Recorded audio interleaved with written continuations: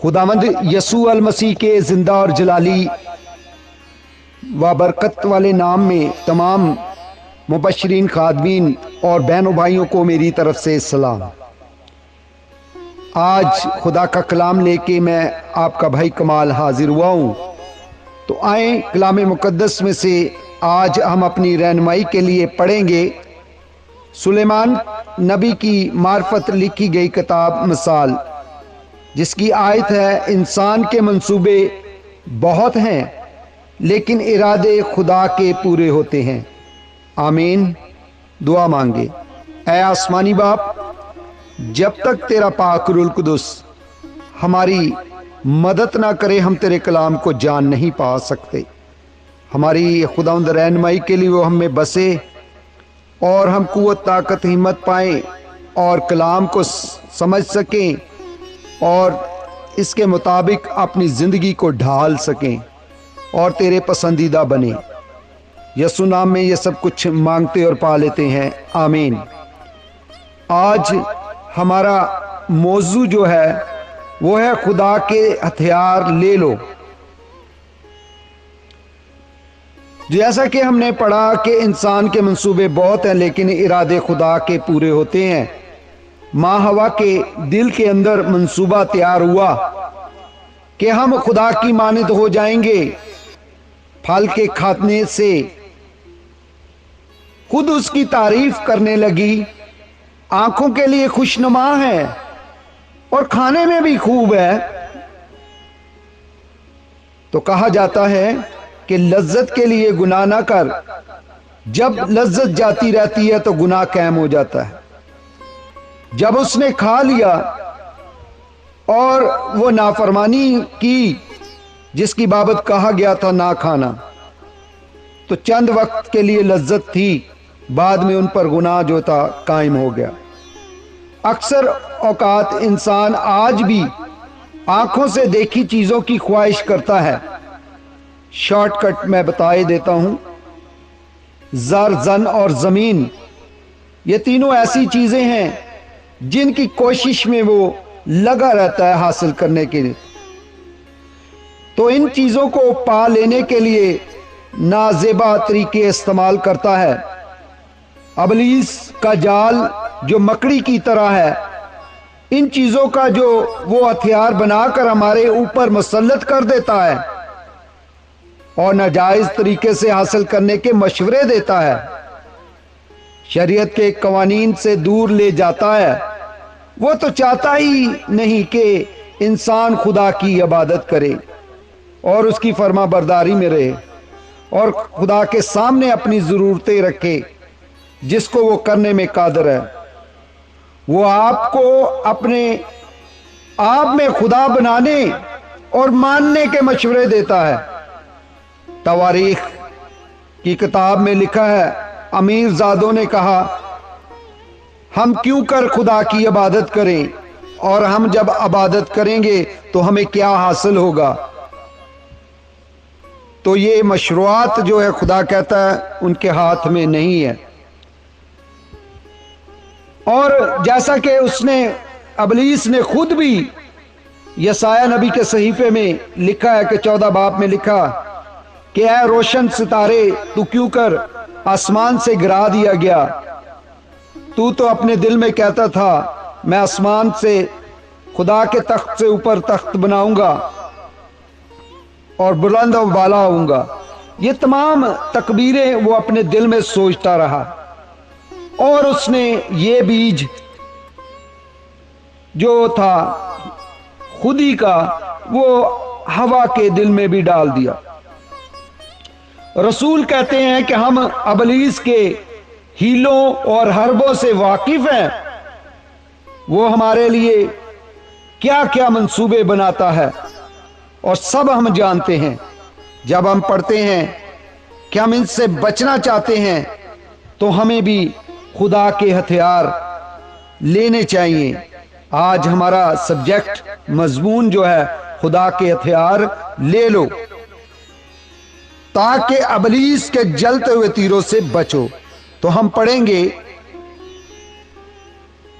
पालूस रसूल की معرفت لکھا گیا افسیوں کے نام خط 6 باب اور اس کی آیت ہم پڑھیں گے 14۔ اس میں یوں مرقوم ہے، پس سچائی سے اپنی کمر کس کر اور راست بازی کا بختر لگا کر اور پاؤں میں صلح کی خوشخبری کی تیاری کے جوتے پہن کر اور ان سب کے ساتھ ایمان کی سپر لگا کر قائم رہو، جس سے تم اس شریر کے جلتے ہوئے تیروں کو بجا سکو گے، اور نجات کا خود اور روح کی تلوار جو خدا کا کلام ہے لے لو، اور ہر وقت اور ہر طرح سے روح میں دعا اور منت کرتے رہو، اور اس غرض سے جاگتے رہو کہ سب مقدسوں کے واسطے بلا ناگا دعا کیا کرو۔ اب ابلیس حملہ آور ہوتا ہے تو وہ ہماری پرستش پر، ہماری عبادت پر حملہ آور ہوتا ہے۔ اب ہم نے جان لیا ہے کہ خدا کے ہتھیار جو لڑائی کے لیے ابلیس کی روحانی فوجوں کے خلاف ہیں وہ کیا ہیں، اور اس ہتھیار کو ہمارے باپ ایوب نے بھی سنبھالے رکھا۔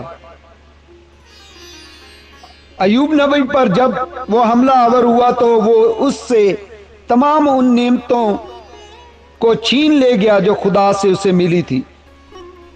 وہ شروع ہوا مال و دولت سے، پھر اولاد سے، پھر اس کی بیوی کو بدزن بنایا،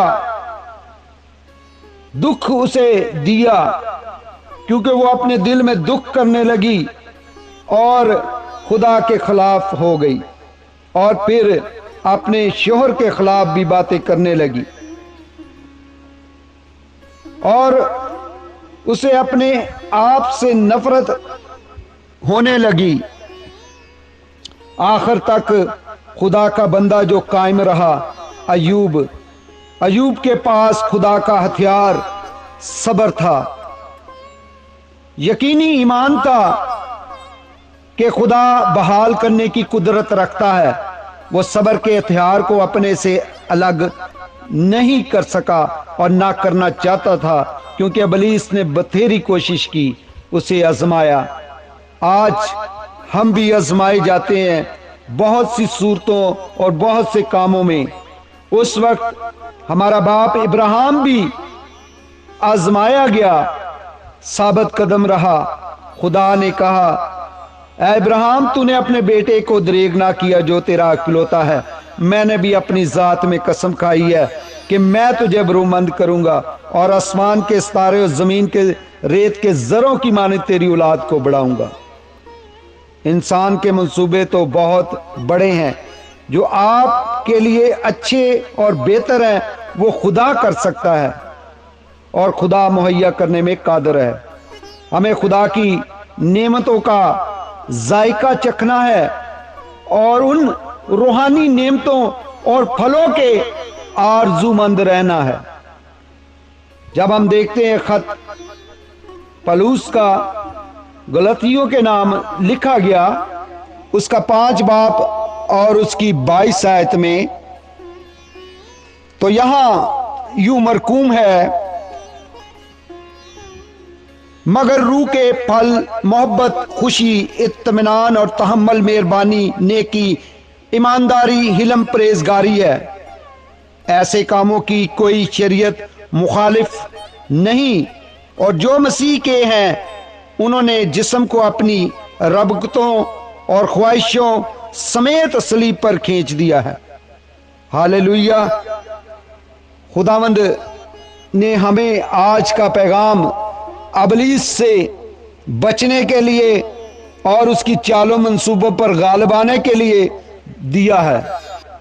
ابلیس کی تمام اشیاء کا انکار کرنا ہے ہمیں، جیسے ہمارے خداوند یسوع مسیح نے ابلیس کی آزمائش کے وقت کیا، اور اس نے کسی لالچ میں نہیں آنے کی جرت کی، اور خداوند چاہتا تھا کہ ابلیس کو ہرا دے، اور وہ اسے ہرانے میں کامیاب ہوا۔ اور وہ تو لالچ رکھتا ہے تاکہ ہم بے ایمان ہو کر پھر وہ ہم سے وہ چیزیں چھین لیتا ہے جو دیتا بھی ہے، وہ ہمیں بے ایمان کرتا ہے، جیسے کہ یہودا اکثر یوتی کو کیا، بے ایمان کیا، اس نے کھیت خرید لیا ان پیسوں کا، اور پھر ابلیس نے اسے موت کے بھی حوالے کر دیا اور وہ سوسائڈ کر بیٹھا۔ مجھے اور آپ کو پس خبردار رہنا ہے۔ لوکا رسول کی معرفت لکھی گئی اناجیل میں 21 باب اس کی 39 آیت میں لکھا ہے، پس خبردار رہو، تمہارے دل خمار اور اس زندگی کی فکروں میں سست نہ پڑ جائیں، اور وہ دن تم پر ناگاہ پندے کی طرح نہ آ پڑے جو تمام روح زمین پر آنے والا ہے، بلکہ تمہیں خداوند کے سامنے کھڑے ہونے کا مقدور حاصل ہو۔